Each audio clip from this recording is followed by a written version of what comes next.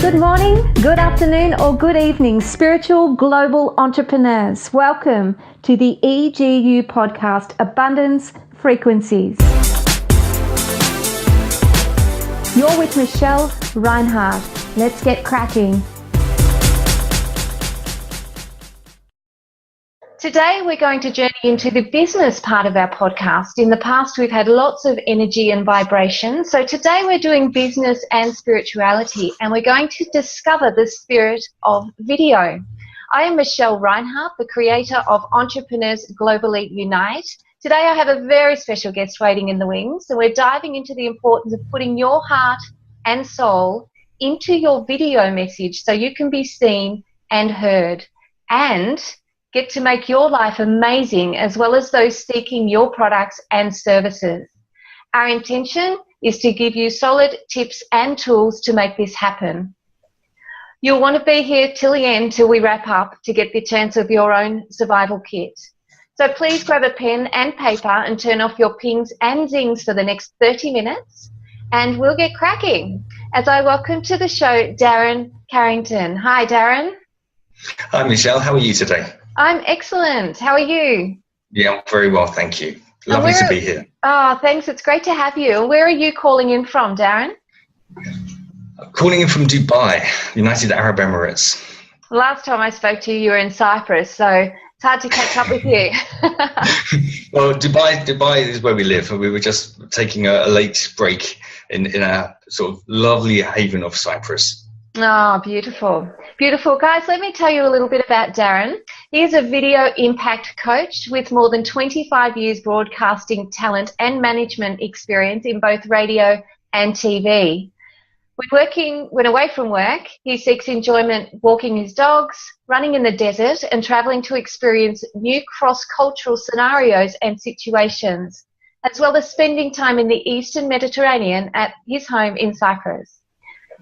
His self-development journey is ongoing, and it's not unusual to witness him listening to audiobooks or reading about how he can be the best version of himself, a work in progress, as it is for all of us. He coaches people internationally to develop newfound skills that equip them to be comfortable, confident, and polished on camera, and create clarity around their messages for impact before their video or podcast content is offered to the world. Darren, I've had the privilege of working with you and creating a video that was way outside of my comfort zone, but because of your excellent tutelage, came off looking like it wasn't even me on the video. So I want to thank you for that before we even go any further. And I mean, you're very welcome, Michelle, but also, to compliment you, that was an awesome video and it was an amazing job. So well done. Ah, thank you. Thank you. So, Darren, would you please share with our audience why you do what you do and how you were drawn into it? Okay, I know we only have 30 minutes, so obviously a very brief snapshot, but my passion from a very young age was broadcasting. I used to get fixated on if I saw anything relating to a radio studio in the press or on the TV, I'd just be mesmerized at the screen or the print, thinking, wow, what is it like? Because I grew up listening to radio and it was a fascination for me. You'd have this little box where so much stuff was coming out. And whilst that was one aspect of the intrigue behind radio, the other part of the intrigue was what had to happen to make that stuff come out of that box. I'm very much about, how things work, and I like to understand how things work. So the fundamentals of what went on behind the scenes to get that stuff coming out of those speakers was something that really, really fascinated me. But I never thought for one moment, Michelle, that lowly Darren Carrington would be a voice on radio at some stage in the future. And I grew up listening to these very energetic people, personalities coming across on, all radio stations. And I thought, wow, it would be such an art to do that. But it sounds quite easy. And I started to then take steps into making that happen. And I joined fairly late in terms of my desire to enter radio. I was in my mid-20s at that time. And it got to the point where I'd been dabbling, but I hadn't really been dabbling seriously enough. And my mum was a big supporter of me in my radio, and I was doing things, but nothing was really clicking. And then sadly she became ill, and it was a very brief journey, but she lost her battle, and we had to say goodbye at quite a young age. And things started to happen for me in terms of my opportunities within the radio industry very shortly after Mum passed away. And it was something that I hadn't really noticed, but her influences were definitely shaping these opportunities and how these opportunities were being presented to me. Yeah. And then the whole pathway started to accelerate very, very fast. And I just want to sort of make reference to one major sign to show that she was with me. After she died, I was very, very close to my mum. And after she passed, I used to wear some of her jewelry, and she had a sovereign on a pendant, and it was on a very long chain. And I was inseparable with this piece of jewelry. I used to wear it throughout the day, throughout the night. And I'm a very restless sleeper. So I'd be twisting and turning, and this thing would sort of almost be lynching me of a nighttime. And my wife said to me, you should really consider not wearing that in bed because it might end up strangling you. I said, no, it'll be fine.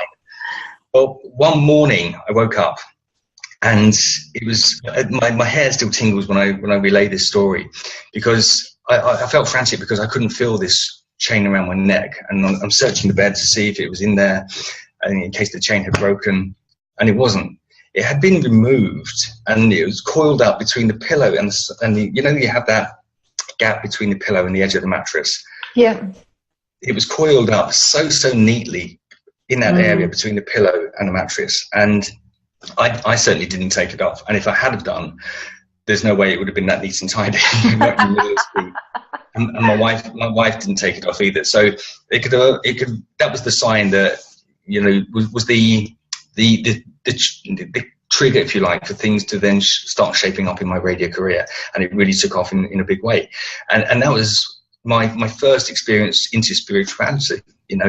Wow, what a great entrance into this world.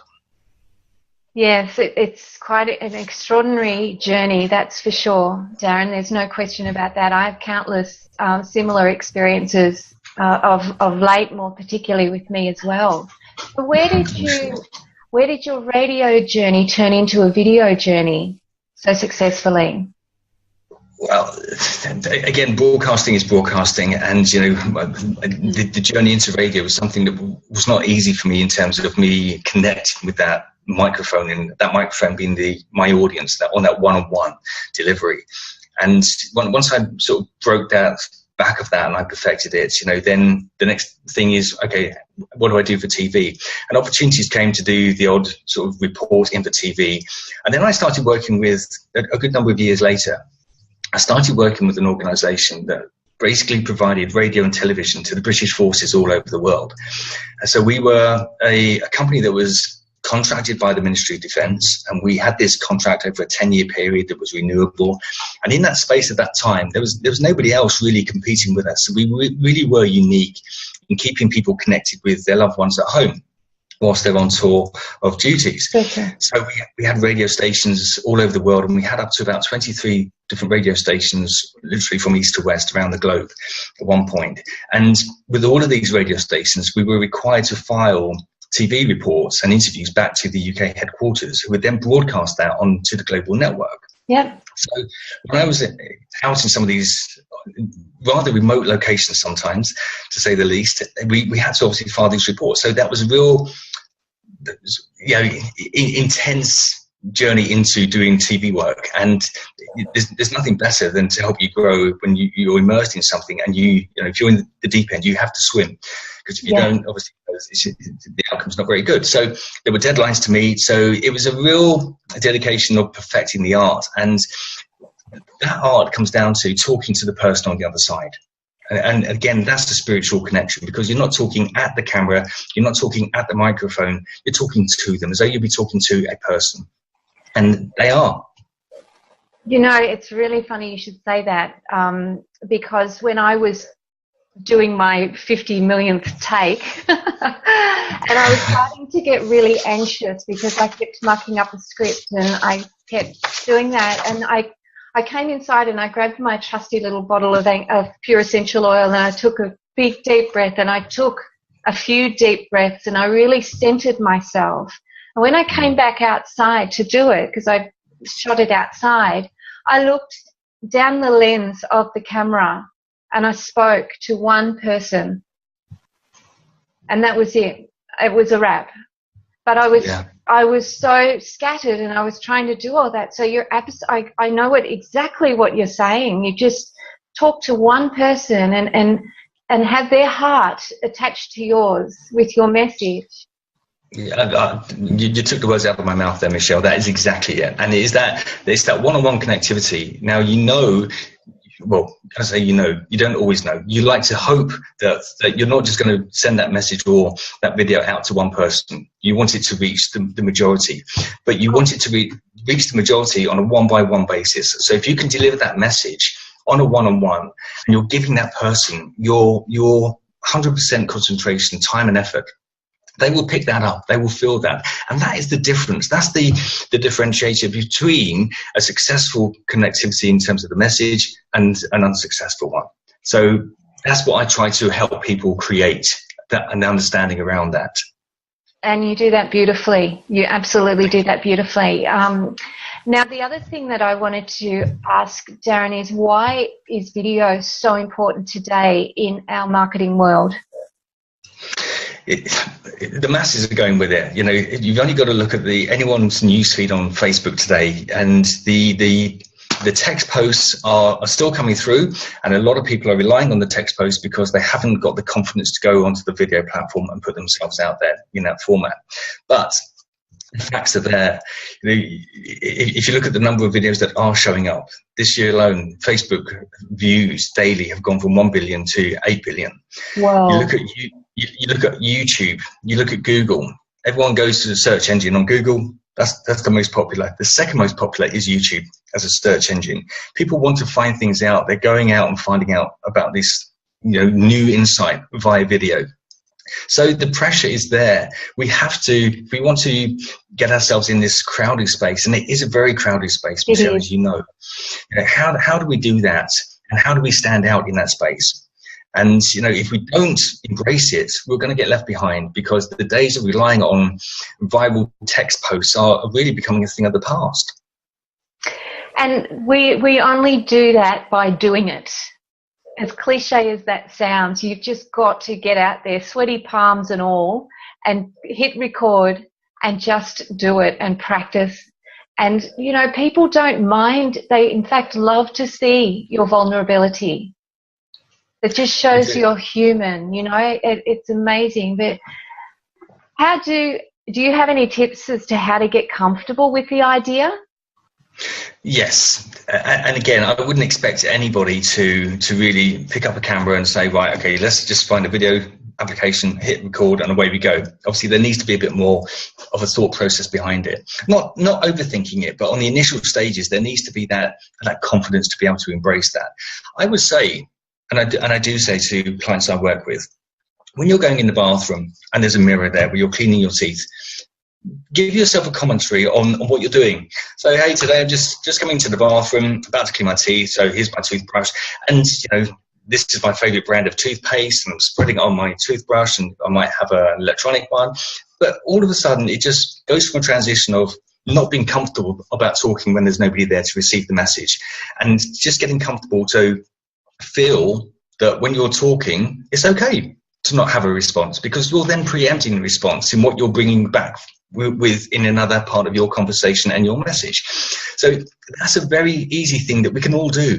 If you have animals and you're a dog walker, I know you are, Michelle, yes. Walking around, you're talking to your dog, the dog knows exactly what you're saying and they respond, but they can't answer you verbally, but they can answer you in other ways. That's a great way of perfecting the confidence to be talking on camera. Now, that's one element of it. The other element is the level of consciousness that we have when we are talking to a camera.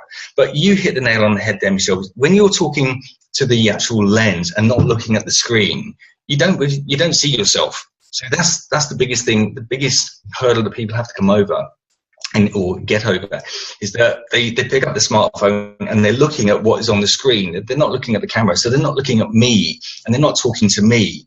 they're very conscious about seeing themselves. So when we look into the camera and directly, we're looking into somebody's eye and we're connecting with them on a one-on-one basis. So that's where that next level has to come into, of being very conscious about putting yourself on camera, because a lot of people spend more time looking at themselves than looking through the lens. And I don't say looking at the lens. I like to say looking through the lens, because when we're looking through the lens, we're looking at the soul of our viewer. We're looking through into their eyes. I like that a lot. And that's the difference. That again, that's getting that heart-to-heart connection, and it can be achieved. I know it can. And Darren, you're a fan of scripting. Yes, I am, and we all adapt as we go through life, and our confidence levels get to a certain point. But I was always, when I was on air on a daily basis, committed to an on-air program, 3 or 4 hour program on a daily basis, I would go in fully prepared with 5 or 6 hours. I was always told that for every hour you are on air, you should prep an hour. So if you're doing a 4-hour show, that would mean spending 4 hours on prep. Now I'm going back to the days when you were there with a razor blade cutting articles out of the newspaper.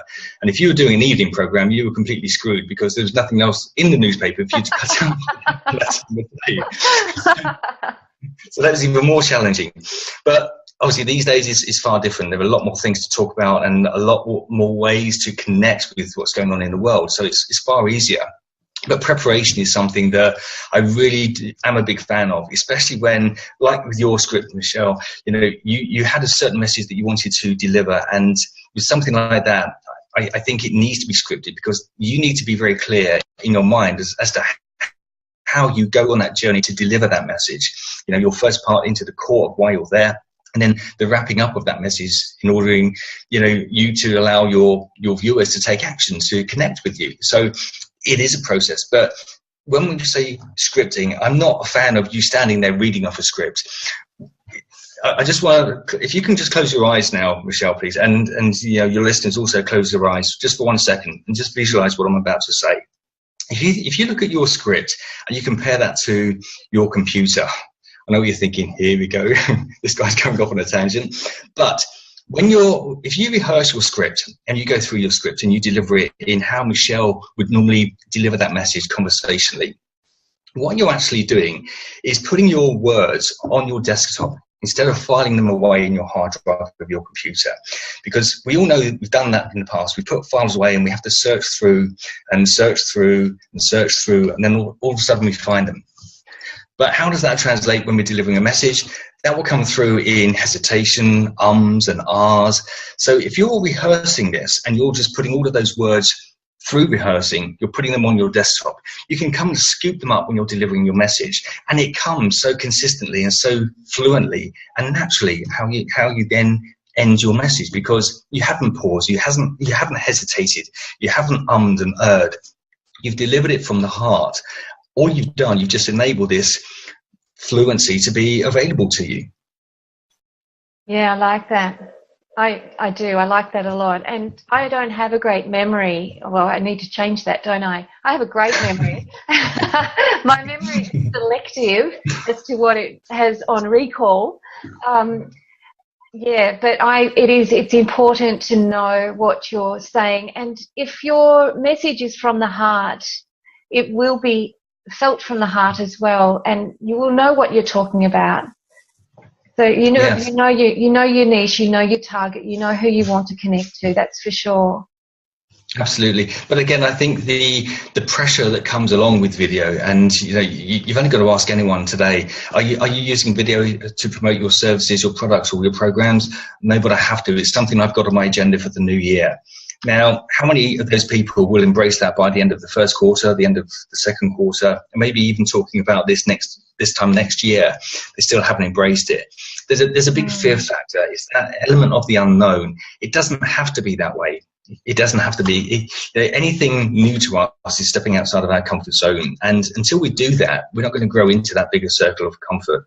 So providing you have the right level of support and nurturing around whatever new things we're looking to embrace and incorporate into our life or business, then, that's great, providing we have that support mechanism available. One thing I do, Michelle, is to give people a deeper understanding as to who they are. If I was to send you a message 2 days before we recorded this program to say, okay, Michelle, you know yourself very, very well, but can you give me 2 A4 sides of, what your preferences are in terms of your communication style, your behavioral style, etc., etc. If I was asking for 2 sides of A4, you might struggle with that. I'd struggle. Most people would. So what I do is go through I know it sounds very, very high tech, and it is, but it's a psychometric assessment. So what it is, it's a behavioral assessment tool, and it's an online process that really. Are you familiar with DISC? I am familiar with DISC. Yes, it's very, very effective. Okay, so it's a DISC for people that may not be familiar with it. DISC looks at basically. It measures two quadrants, 2 axes. So how we tend to be around people and how we tend to go around tasks. So are we task focused? Are we people focused? Are we outgoing, or are we reserved? And that, DISC is something that can measure who we are. We don't necessarily know who we are. We have a fair idea, but we're not 100% sure of who we are. But if we are, say, a D, where we're very, very decisive, so our communication style will be very short, sharp, and to the point. If I'm trying to communicate with somebody who's an S, who is below that line, they're more reflective, they're more cautious, but they're more about the people instead of the task. They're going to want that warm, fuzzy engagement and communication. They're not going to go straight in. So if we were here talking about a core subject, and I'd be straight into you, Michelle. So tell me, give me the update on X, Y, and Z. If you're a D. Now, if you're an S, I'm going to say, hi, Michelle, how are you today? How's the business? Has it been productive today, etc. There's that warm, fluffy, walk into the core of the topic. And then we get to the reason why we need to get to.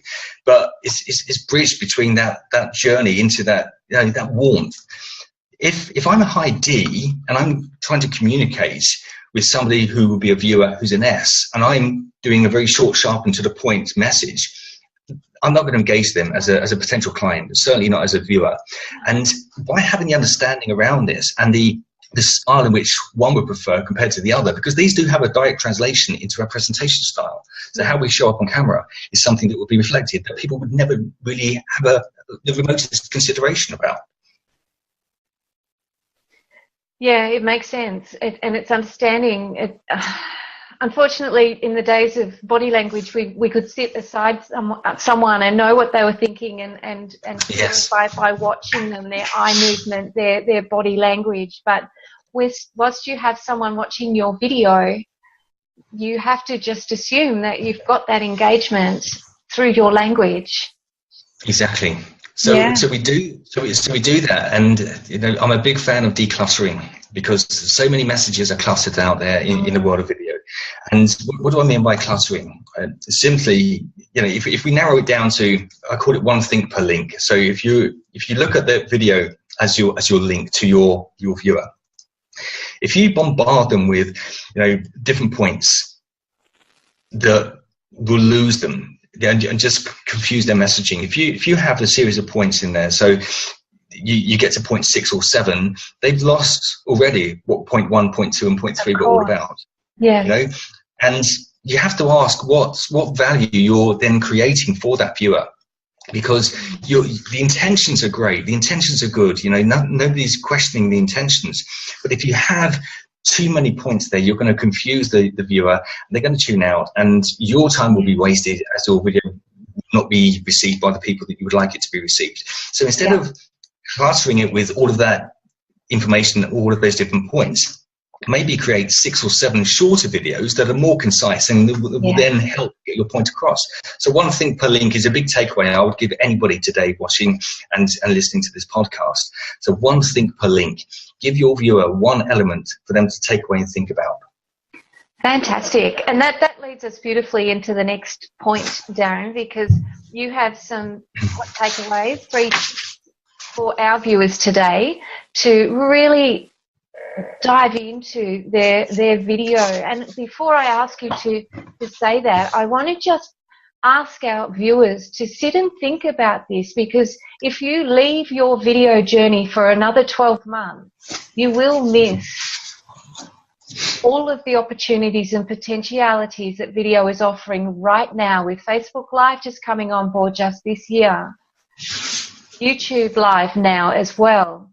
So it is the time. If you want to step up and be seen and be heard and really change your business and your life, there is no waiting. It has to happen now. It does, because this is going to be, wherever you start, there's always a lead-in time until you get comfortable. If you're working with somebody who can help build that comfort zone, that confident level, that to get you to where you want to be, you'll be at the starting block. But it's still a journey, and I do always refer to it as your video journey, because no matter where you are and where you intend to end up, that's going to be a sliding scale, because technology will be continually changing month by month, year on year, and we can't do anything about that.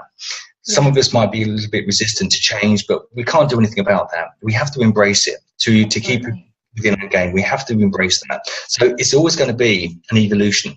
So it's a constant journey until the final time we decide that video is no longer part of what we need to be doing to promote our business. But that's not going to be the case. If anything, it's going to increase. Yeah, we have to change our thinking that we can get away with just doing the text posts now. If you look at any blogger, they're repurposing their content. They're taking out, they will video that. They'll use the text in one format. They'll use the audio in another, and then they put the video out there for another way of creating value for them. Exactly right. People don't have the time to sit down and read through hours and hours of content, and it's not engaging. It's boring. So let's have your tips, Darren. Your 3 hot tips to awesome video making in the new year or any. Okay, Michelle. The biggest thing, people think that I haven't got a studio. How am I going to make this work? Well, you don't need to have a very glitzy and glamorous studio, and most people that are putting videos out there today do not have that. Even if they look polished, they've done it very inexpensively. It doesn't have to be this pressure you put on yourself. It doesn't have to be there. Now, most of us have a very adequate recording device in our pocket or handbag or purse. These days, through our smartphone. The quality of the video on there is superb for most of our purposes that we would need it for. Absolutely superb. Yeah. One thing I would always question is the quality of the audio source, because sometimes if we're fairly close, we're doing fairly close recording work, not a problem. But if you, like you were talking about your video, Michelle, and one thing I loved about that video was the fact that you were outside with nature. You could hear the birds chirping away. It was really, really lovely. But if you had been further away from the camera, that background noise could have actually drowned out the importance of your message. It didn't, but I'm just saying the importance of the audio quality. Yeah. So having an external microphone is something that is key. And again, they're inexpensive, but well worth the investment. And that will allow you then to have a bit of distance between you and the camera. And, making sure that you have it on a tripod so it's nice and steady, it's not shaking. There's nothing worse than having unsteady video going out, and it just confuses the viewer, and that's going to be an invitation for them to tune out and go somewhere else. So don't stress over the equipment. And again, I'll be happy to have a chat with anybody on this. It's available to us. We have the video recording device in our pocket. We just need to invest a little bit to make sure that we can ensure good sound quality, because good sound quality is key. Exactly. It really is. So we can eliminate that as an excuse, because that's a given. We all have that these days. Yeah. And again, for closer recording, your smartphone will be okay for recording the sound quality to a good level. But, when we start going outside, there's background noise. We have to think how that's going to impact and drown us out. So we're talking about, don't stress over the equipment. It's not necessary. Ensure you have a good external microphone, and these can be bought on Amazon for about $20. I have a Boya Lavalier microphone, which is perfectly good for quality of audio, and it's very inexpensive, very, very cheap. Yeah. The other thing I would say is I use the 3 R's. 3 R's. 3 R's. Relevance, relatability, and rehearse. We've already talked about the power and the impact rehearsing can create. If you look at anything that's gone viral over the last 2 years in the world of video, it has some relevance, it has relatability. If we are putting a message out, how do we then connect with our viewer? How relevant is it to what's going on in their life? How relatable is our content to what's going on in their world? Once we can cross these two R's with their needs and desires at the moment, then we have a surefire recipe for success. Yeah. Relevance and relatability. If we all of a sudden just show up and say ha da and we just deliver the message and it's not in the context that it means anything to me, then why am I going to buy into that? How am I going to respond with something that I can't relate to? So if we create around a story of some elements, and we all have storytelling ability. Not all of us practice that on a day-to-day basis, but I work with people to create that power of storytelling as well. So if you have a core topic, if that's the destination, how are we going to get there? We can go on that very sort of direct approach and create no relatability or relevance. But if we create almost milestones along the way, so we're bringing people with us. We're not just showing up and throwing something at them. We're pulling them with us along the story. So by the time we get to our core destination, they've stayed with us all the way, and it's been relevant all the way through because they can position themselves in your shoes when you're relaying that story and that information. That's the key. Yeah, that is the key. And I know we've covered the third point for don't forget about the sound quality. There's one that I'd perhaps like to add in there as an extra, and that is to not forget a call to action so people know what to do next once they've finished watching your video. Yeah, and again, if we just think about how we craft our content, so a big part of what I do is content structure, and you can bear witness to this, Michelle, on yours. I can. Had input with the script, but if we break it down into 3 simple parts, so we have our introduction. So we obviously say who we are, what we do, and what we're looking to achieve, and then we go into part 2, which would be the core of if it's a new program, if it's a new concept that came to you in a flash of inspiration that you just want to share with the world. So that's the core of why we're there. And then we wrap up in part 3. So we put our call to action in there as well. So it can be very simple, but it's how we then create those different posts 1, 2, and 3 and make it all merge into one simple message. But never lose sight of the fact that it should be, you have your introduction, you have your core, and then you have your call to action. And you have a word recommendation as well for that, Darren. How many words per section do you recommend? Well, statistics are coming back on almost daily now that the viewership starts to drop off around about the 60-second mark. So wow. You've only got to look at Facebook Lives, and Facebook will always promote the longer you're broadcasting on Facebook Live, the more people will show up and enjoy the video broadcast, which I get that, but some of them go on for 15, 20 minutes or longer. Now, that's a big ask out of anybody's day, 15 minutes to 20 minutes. It's a big ask, and how many of us have got that much time to watch 3 or 4 of those a day? We probably haven't. No. So let's look at how that then flips from the viewership sloping off at, say, 60 seconds. Word economy has always been something I've aspired to throughout my broadcasting career, especially when you're writing commercial spots. So if you've got a 30-second commercial spot, words they're on a budget. If whatever doesn't need to be in there has to come out, because if you go over that 30-second, you're coming into another rate, and the client would not necessarily want to pay the second rate. So I would say for any 1-minute video, work on the verbal or the vocabulary budget of 150 words per 1 or 60 seconds. Yeah. 150 per 60-second video. And even if you're doing a 2-minute video, that's okay, providing it's got compelling content in there. Still work on that 150 words per minute, because then that will be a good guideline for you that will keep you on track. Because if you go over that and you start putting, for every minute you might have more words in there, so maybe 175 to 200, then that's going to be too cluttered. What doesn't need to be in there, get rid of, declutter. Fantastic. I agree. I think that's amazing. I can't believe the amount of value you've brought to the show today, Darren. I would love to just recap for our viewers for your 3 top takeaways. Don't stress over the expensive equipment. You have what you need probably in your hot little pocket. Yeah. Use the 3 R's, relevant, relatable, and rehearse. And Absolutely. Don't forget about your sound quality. Just a couple of extras there were to break it into 3 categories and use a word target of around 150 words per 60 seconds. Yeah. Did I do all right? You did amazing. Yeah, you did absolutely amazing.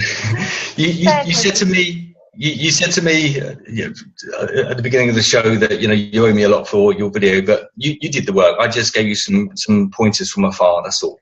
Oh, thank you. Thank you. Look, you know what? When you get 2 people together that are focused on serving our community and delivering value, you can never go wrong. And and if I could pass that on as a tip as well, that's the way to go. So, Darren, I'd love to thank you for your time today and your commitment and your contribution to all of those of us that are out there forging our way into the world of video. You can't do it on your own. It's a long, hard journey, and it's just too hard. There's too many things that you need to know. You do have a special offer for our guests today, Darren. Would you like to share that with them? Thank you, Michelle. Yes, I'm running a Get Yourself Seen in 2017 program that really gives that support mechanism that allows you to embrace. If you're on the edge of the cliff, do I jump into this world of video? And if I do, am I going to sink or am I going to fly? Well, my Get Yourself Seen in 2017 is ensuring that you will fly and you can step off that ledge with the confidence that you'll be on the right track and you will be seen and you'll have that comfort boosted. You'll have the confidence. You'll be very polished by the time we finish working with each other. And you will have some clarity around the message. So your message will be cutting through with impact that will then bring back people to you to want more. Fantastic. And I know that this will be up in the show notes, guys and girls, but if you'd like to just know where to find Darren at www.videoimpactcoach.com. There is a free survival kit there up for those of you that just need a few hot little tips and tricks. And Darren he's an incredible man. He's there ready to help. Whether you just want to have a chat, you can look him up and he'll take the time with you to see if his services match your needs. Absolutely. And again, I'm very happy to speak with anybody if it's around equipment, if it's around presentation styles, etc. Just get in contact and I'll be happy to support you where I can. But I know that we won't be a perfect fit for everybody. So that's good. We need to explore. Is it a good fit or not?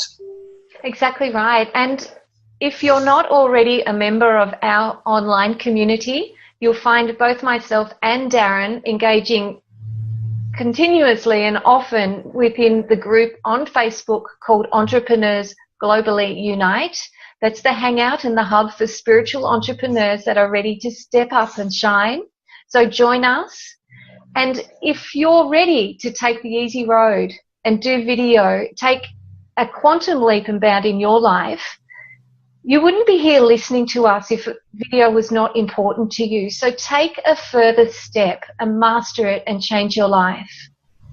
You can find me, Michelle Reinhardt, at $1,000,000mindset.com. Once again, Darren, you'll find him at videoimpactcoach.com, and you'll find both of us at the heart of Entrepreneurs Globally Unite on Facebook. And for now, we'd like to thank you for joining us. Wish you a wonderful week. And we will see you next week. Thank you very much, Darren, for joining us. Thank you, Michelle. It's been an absolute pleasure. Thank you. Thank you. Goodbye. See you next week. Bye-bye. Bye-bye. Bye.